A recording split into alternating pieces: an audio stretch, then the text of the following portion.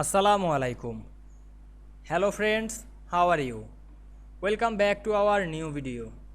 In this video, I will show you how to align text box vertically in Microsoft Word.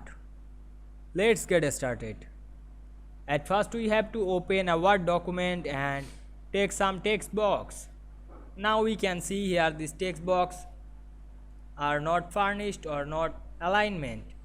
Then we select the first text box and press shift on our keyboard, then select another text box.